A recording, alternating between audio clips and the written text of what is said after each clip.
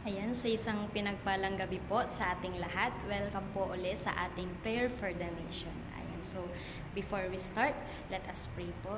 Yes, Lord God, Heavenly Father, we thank you, Panginoon, sa gabi na ito na ipinagkaloob mo po sa amin.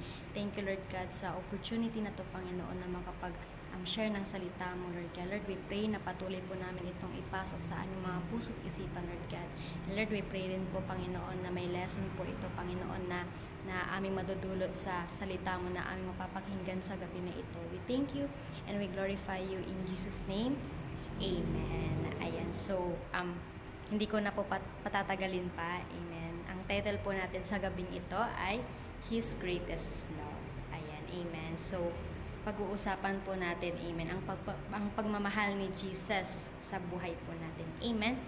So, sabi po dito sa Matthew chapter 22 verse 37 to 39. Jesus replied, "Love the Lord your God with all your heart, and with all your soul, and with all your mind. This is the first and greatest commandment, and the second is like it. Love your neighbor as yourself." Ayan. So, sinabi po ni Jesus dito na mahalin natin siya ng buong puso. Amen. Ng buong kaluluwa, ng buong kaisipan. Amen. At dapat maging ganun din po tayo sa ating mga kapwa. Amen. Love your neighbor as yourself. Sabi nga sa verse na yan. Amen. Kung gaano po natin kamahal si Jesus, sana maging ganun rin po tayo sa ating kapwa. Amen po ba? Ayan, so, di ko na po papatagalin pa. Ang first point po natin sa gabing ito ay loving God. Ayan. So, sabi po dito sa 1 John chapter 4 verse 7. Dear friends, let us love one another, for love comes from God. Everyone who love has been born of God and knows God. Amen. So, we must love God with all our hearts. Amen po ba? Kung paano natin mahalin ang Diyos, sana ganun din po tayo sa ating kapwa. Sabi ko nga po kanina. Amen. And minsan mahirap tanggapin, amen, yung ganung bagay. Tama po ba? At mahirap magpatawad. Amen. Mahirap magpatawad agad para sa atin. Amen. Lalo kapag may ginawang mali ang isang tao sa atin. Amen. Yung feeling mo na parang ayaw mo na siyang patawarin. Amen. At siguro yung dahilan nun is nasaktan ka niya. Amen. And feeling mo kung patatawarin mo siya, uulitin niya lang din. Tama. Parang doon pa lang, doon sa bagay na yun, dito na tayo nagkakaroon ng hindi pagkakaroon ng tiwala. Amen. Parang sa panahon ngayon, minsan mahirap na rin magtiwala. Amen. Sa mga nakakasama mo. Tama. Kasi parang mas gusto mo na lang na isarili lahat na lang lahat ng yun kesa mas dumagdag pa yung hindi pagkakaroon mo ng tiwala, amen, sa isang tao. So, pero let us remind ourselves, tama na, palagi let us remind ourselves palagi, amen, na si Lord, hindi siya nagdalawang isip na patawarin niya tayo sa mga kasalanan natin. Amen po ba? Instead, pinatawad niya tayo kasi mahal niya po tayo. Tama po ba? Ayan, so, we don't have to love others, people, choices, or decision, but we are commanded to love people. Amen. So, when we love God with all our hearts, amen, we are able to love people the way He commanded us. Amen. So, sana ganun po tayo. Kasi kung hindi natin kayang mahalin ang kapwa natin, what more pa kaya si Jesus? Tama. What more pa kaya sa Kanya? Amen. Kasi kung hindi natin kayang mahalin ang kapwa natin, parang hindi na rin natin mapapahalagahan yung pagmamahal natin kay Jesus. Amen. Kasi parang yun na yung challenge Kumbaga, sa tao, hirap ka na mahalin sila. So, what more pa kaya na kapag si Jesus, yung parang kung may hirapan ka sa tao, mas may hirapan ka rin kay Jesus. Amen. Kasi dahil yun, hindi mo kayang patawarin yung isang tao. So, paano natin matututunan din na mahalin rin natin si Jesus pabalik. Amen. So, kaya patuloy nating pipiliin na magpakumbaba sa isang tao, tama.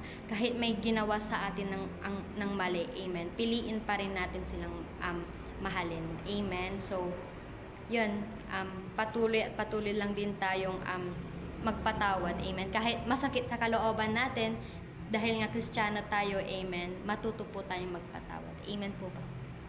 Ayan, so, ang second point po natin is loving others. Amen. Love your enemies. Ayan. So, sabi po dito sa Luke chapter 6, verse 35 to 36, "But love your enemies, do good to them, and lend to them without expecting to get anything back.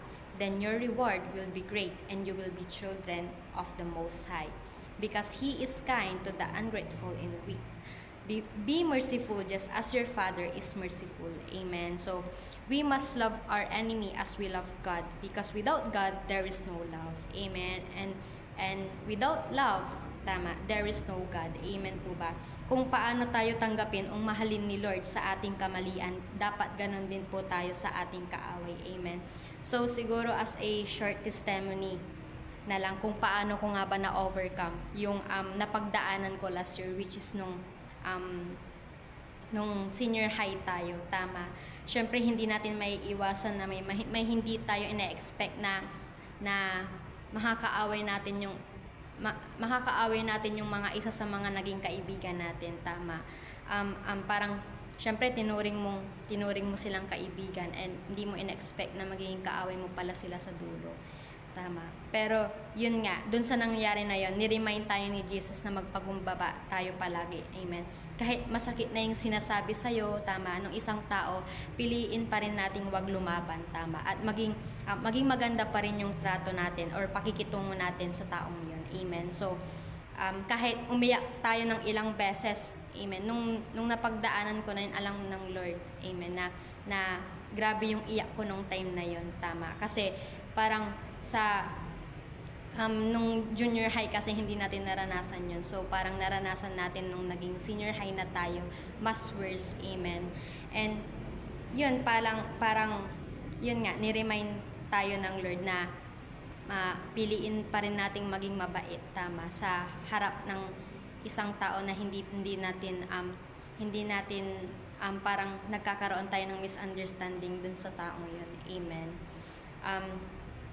And parang isa sa mga ni-remind din sa akin ng Lord na yun na alam ko na may gagawin siya, tama, sa bagay na yun, amen. Alam ko na may gagawin ng Lord sa bagay na yun, tama. Kaya ngayon, 'di ba, isa sa mga pinasasalamatan ko kay Lord kasi may ni-replace siya na mas better, tama.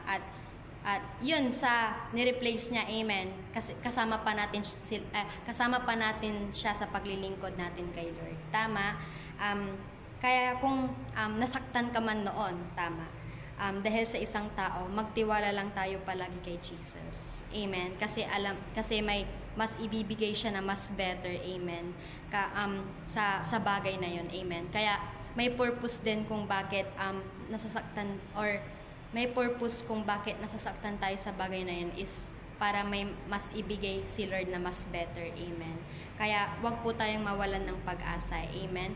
At yun, alam din po natin na sa panahon ngayon, mahirap na rin makaharap ng totoong kaibigan, tama. Pero hindi naman natin kailangang humanap ng kaibigan kasi andyan naman ang Lord, tama. Andyan ang Lord na siya yung kakampi natin sa lahat, amen po ba. So, Jesus was not talking about having affection to your enemies. Jesus was talking about an act of will toward those people.